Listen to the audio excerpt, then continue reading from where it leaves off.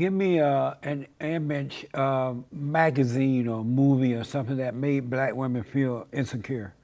An image? Oh, an image? Yeah. Give me A contemporary image? yeah, something that in a magazine or a movie or walking down the road and the black woman saw it and all of a sudden she felt insecure about herself. I would have to think about what that would be. Oh, okay. When we see them, then we can respond to them. But it's not something that I don't just carry. I personally don't just carry them around with me. But then too, I have a very strong sense of myself. And so I don't allow those types of images. And that was my work that I was doing very early on. Right. Those ideas to determine who I am. How did you become so secure within yourself about who you are? All along through my life, I have a very strong family unit. You close to your father? I am close to my father. I am close to my father. And I wish that I was closer to my father. And I want to be closer to my father as long as we're here. Why am I not? I think mostly distance. And this is going to sound crazy, but he lives in Palmdale. That is crazy. Which maybe you live in L.A. I live in Altadena. But that's even closer, right? Well, you know, yeah. We talk, we communicate. But my father, he's one of 13 children. My mother is one of 16 children. Amazing. So I come from these very big families that are grounded, and we spend a lot of time together. And we just always have been very. That family unit helps you to identify and to ground. You know who you are because you can see your reflection in the faces of your family and those who love you.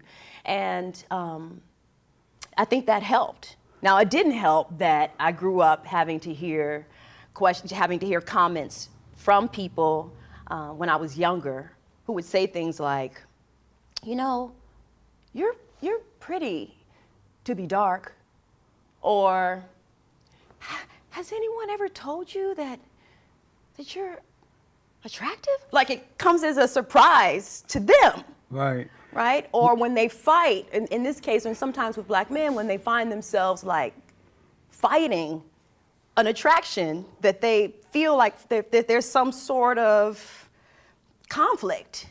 And it was always amazing to me because these are men just like me.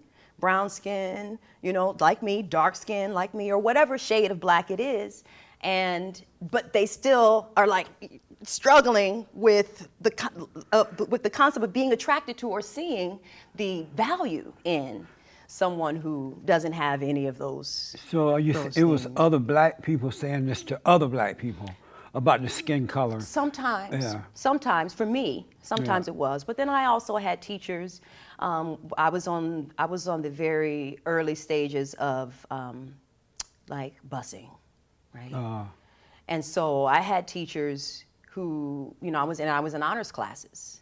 So there weren't always that many black students in my class. Right. The majorities were typically white.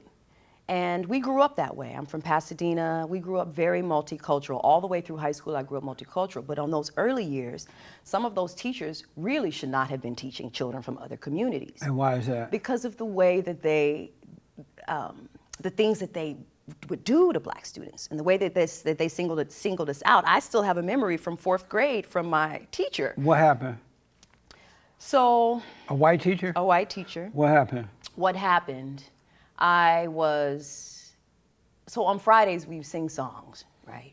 And I come from a big family, a musical family, and we sing, we make music all the time. Right. And then also we would have questions, right? She would ask us questions, and I'm always, you know, I'm a scholar, right? So I've always kind of like wanted to raise my hand. I have the answers to give me. And I just felt like she was never calling on me, right? I didn't know anything about race. I just, you know, I didn't have any issues at that time. I didn't have any constructs or understandings. I just felt like she would, you know, ignore me. And I made a comment to my mother. My mother contacted the school, or she asked to speak to the teacher. My mother is from Silver Creek, Mississippi, right? She left there in 1965. Amazing. Yeah. So the next day I come back to school. I don't know that my mother has had a conversation with this teacher. And And I raised my hand, and she like makes a big deal. She stops class, and she's like, well, let me stop class. And she takes on this tone. And I knew then I wasn't, I was just like, what's just happening here? And she was like, let me call on Staci because Staci went home. This is a 4th grade class. And told her teacher, her mother, that I was prejudiced. I didn't even know this word, right? And so therefore, and I don't remember the rest of it because at that moment I'm horrified. Right. And I don't understand any of that.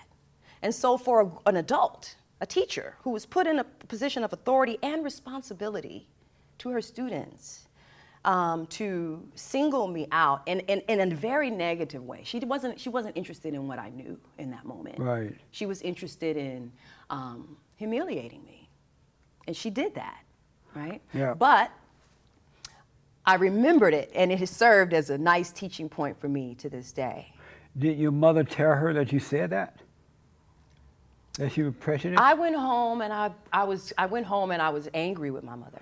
Did she tell the teacher that you said that the teacher was prejudiced? She did not. My mother said that my mother called her prejudiced. This was one of my mother's words. Right. This is what my mother called her. So that's why the teacher thought you had said it because your mother used that word prejudice, Well, right? I don't know that that's what I don't know that my teacher thought that was a word that I used. But if the mother went to the school or called the teacher and said, my daughter said that you are prejudiced toward her, that's what the teacher's going to think that you said to the mother. Maybe.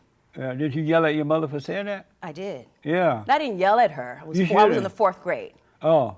So I have respect for my mother. You should have raised your hand. But I did Mommy, go home. You need to sit down. And I asked her. No, I wouldn't say that because I think parents have to advocate for their children. But she misrepresented you though and caused the other thing to happen. She did confront an issue. Yeah. And this is part of what it means. I'm not mad at my mother today for confronting that teacher.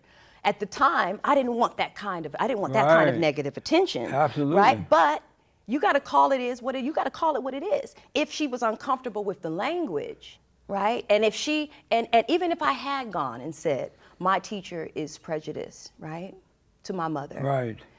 She's the adult. She's the teacher. She is, at this point, she's probably the age that I am now, right? What is her responsibility as a teacher to a group of students? I know, I understand what you're saying, but it's the mother who set her up that caused the thing to happen to you. So the mother should have, based on the information you've given me, the mother should have gone to her with a different attitude and not use the word prejudice, because you didn't say that. You just asked the teacher, is it true that you ignore my daughter or my daughter feel that way? Can you start helping her? And I was not because on the conversation. White people are scared of black folks. No, I wasn't on. Did you know that? I did. I know that. They're afraid of them today too. I know that. Do you know why they're afraid of blacks? I have some theories. What's your theory?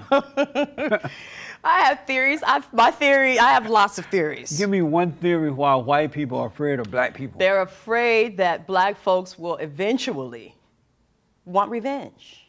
No, they're afraid that black folks are getting revenge right now. Well, so we're not so far off base. And what do black people want revenge for? I don't think that black people want revenge, but I think that white folks are afraid that black people do. If we did, we would have had it, I think, revenge, like vengeance. Then we would have gone that route already. We've had radical movements. We've had a lot of, armed resistance. That's kind of, I won't say a lot, but we've had those moments of like war, that kind of like physical war is not gonna, it's not the answer. That's not the answer. As Marvin Gaye would say, war is not the answer.